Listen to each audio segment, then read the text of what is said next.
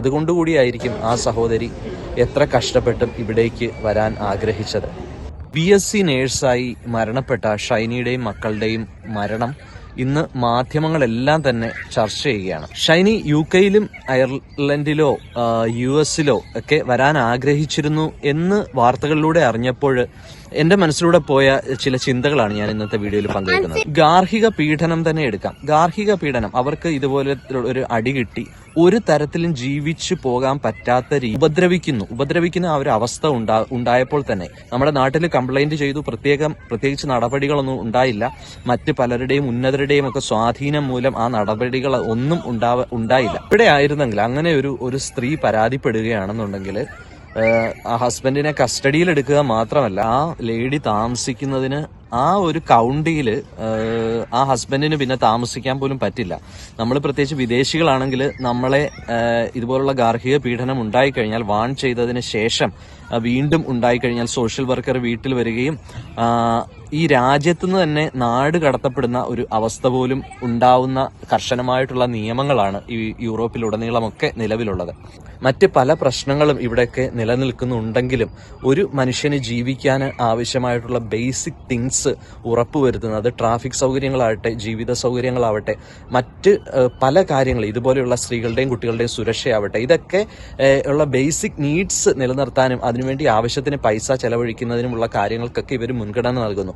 ഇതിനകത്തും അല്പം അഴിമതികളും വേണ്ട അർഹതപ്പെടാത്തവർക്ക് ഈ ആവശ്യങ്ങളൊക്കെ, അർഹതപ്പെടാത്തവരൊക്കെ ഇത് നേടിയെടുക്കാനൊക്കെ ശ്രമിക്കുന്നുണ്ട് എന്നൊക്കെയുള്ള ചില പ്രശ്നങ്ങളൊക്കെ നിലനിൽക്കുന്നുണ്ടെങ്കിലും ഷൈനിയെ പോലെയുള്ള ഒരു സഹോദരിക്ക്, അർഹതപ്പെട്ട ഒരാൾക്ക് തീർച്ചയായിട്ടും ഈ സൗകര്യങ്ങളൊക്കെ തന്നെ ലഭിച്ചേനെ. അതുകൊണ്ടുകൂടിയായിരിക്കും ആ സഹോദരി എത്ര കഷ്ടപ്പെട്ടും ഇവിടേക്ക് വരാൻ ആഗ്രഹിച്ചത്.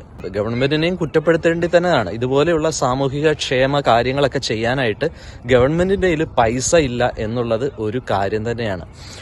ഇവിടെയൊക്കെ നമ്മൾ ജോലി ചെയ്യുന്നതിൽ നല്ലൊരു ശതമാനം അവർ ടാക്സ് പിടിക്കുന്നുണ്ട്. ഇതുപോലെയുള്ള ടാക്സുകളൊക്കെ നമ്മുടെ ഇന്ന് പിടിച്ചിട്ട് ഇതുപോലെയുള്ള സാമൂഹിക ക്ഷേമ, സോഷ്യൽ വെൽഫെയർ കാര്യങ്ങൾ, സ്ത്രീകളുടെയും കുട്ടികളുടെയും ഒക്കെ സുരക്ഷ അല്ലെങ്കിൽ അവർക്ക് വേണ്ട കാര്യങ്ങൾ നൽകാനായിട്ടൊക്കെ ഇവർ പൈസ ചെലവഴിക്കുന്നു എന്നുള്ളത് വലിയ കാര്യം തന്നെയാണ് ആക്ച്വലി. അതുപോലെ തന്നെ ഗവൺമെന്റ് പൈസ ഉണ്ടാക്കാനായിട്ട് ബിസിനസ് സംരംഭങ്ങളെ വളർത്തുന്നു. ഇതുപോലെയുള്ള വിദേശികളെ, നമ്മളെപ്പോലെയുള്ള വിദേശികളെ ആകർഷിക്കാനുള്ള സൗകര്യങ്ങൾ ഒരുക്കുന്നു. അതുപോലെ തന്നെ കുട്ടികളെ നമ്മൾ വളർത്തിക്കൊണ്ട് വരുമ്പോഴത്തേക്ക് അവരെ പ്രൊട്ടക്ട് ചെയ്യാനുള്ള നിയമങ്ങൾ വളരെയധികം കർശനമാണ്. അത് മാത്രമല്ല, അവരെ പ്രൊട്ടക്ട് ചെയ്യാൻ പൈസ ഇല്ലാതെ, അവർക്ക് ഒരു നേരത്തെ ഫുഡ് കൊടുക്കാൻ പൈസ ഇല്ലാതെ ഒരു കുട്ടി പോലും വിശന്നിരിക്കാൻ പാടില്ല. അല്ലെങ്കിൽ അവരുടെ ഒരു ബേസിക് നീഡ്സ് തൃപ്തിപ്പെടുത്താനായിട്ട് ചൈൽഡ് ബെനിഫിറ്റ് എന്നുള്ള രീതിയിൽ തുക തന്നെ ഗവൺമെന്റ് എല്ലാ മാസവും ഒരു കുട്ടിക്ക് ഇത്ര ഒരു തുക വീതം, ഇത്ര അവർ വളർന്ന് പ്രായപൂർത്തിയാകുന്നത് വരെ ഒരു കുട്ടിക്ക് ഇത്ര യൂറോ വീതം അല്ലെങ്കിൽ ഇത്ര രൂപ വീതം കൊടുക്കുന്നുണ്ട്. ഇതുകൊണ്ടൊക്കെ ഈ സൗകര്യങ്ങളും ഈ വാർത്തകളും ഒക്കെ അറിഞ്ഞതുകൊണ്ട് തന്നെ ആയിരിക്കണം ഇൻഡിപെൻഡന്റ് ആയിട്ട് ജീവിക്കുവാൻ, തന്റെ ഇടത്തോടെ ജീവിക്കുവാൻ, മറ്റുള്ളവരുടെ ജീവിച്ച് കാണിക്കുവാൻ യൂറോപ്യൻ കൺട്രീസ് അല്ലെങ്കിൽ US-ലേക്ക് എത്തണം എന്ന് ഷൈനി അതിയായിട്ടുള്ള ആഗ്രഹിച്ചത് അതുകൊണ്ട് തന്നെയാണ്. ഷൈനിയുടെ അമിത സ്ട്രെസ്സിന് മറ്റൊരു കാരണമായി ചൂണ്ടിക്കാട്ടിയത് ഒരു പള്ളിയിൽ അച്ഛൻ്റെ അമിതമായ ചില ഇടപെടലുകളാണ്. പലപ്പോഴും നമ്മുടെ നാട്ടിൽ അർഹതയില്ലാത്ത അച്ഛന്മാർക്ക് അമിതമായ ചില ഹൈപ്പുകൾ നൽകി പണി മേടിക്കുന്നത് നമ്മുടെ ആൾക്കാരുടെ ഒരു പതിവ് കാഴ്ചയാണ്. യൂറോപ്പിലെ പള്ളികളെയും അച്ഛന്മാരെയും ഒക്കെ ശ്രദ്ധിച്ചു കഴിഞ്ഞാൽ അച്ഛന്മാർക്ക് റെസ്പെക്റ്റ് ഉണ്ടാവും, പക്ഷേ അമിത ഹൈപ്പുകൾ ഉണ്ടാവത്തില്ല. ഒരുപാട് സഹായികളോ അകമ്പടി സേവകരോ ഒന്നും ഉണ്ടാവില്ല. കുർബാന ചൊല്ലാനായി അച്ഛൻ തനിയെ വന്ന് പള്ളി തുറക്കും. കുർബാന കഴിയുമ്പോൾ എല്ലാവരും പോയതിനു ശേഷം പള്ളി അടച്ചിട്ട് അച്ഛൻ തനിയെ പോകും. ചിലപ്പോൾ അതിനുശേഷം അച്ഛൻ പാർട്ട് ടൈം ജോലിക്ക് വരെയും പോകുന്നുണ്ടാവാം. ഒരു മതത്തിനും സംവരണമോ ഒരു മതത്തെയും ഉയർത്തുകയോ താഴ്ത്തുകയോ ഒന്നും ചെയ്യാതെ എല്ലാവർക്കും തുല്യ നീതി ആയിരിക്കും യൂറോപ്പിൽ ഏതൊരു മതവിശ്വാസിക്കും കിട്ടുക.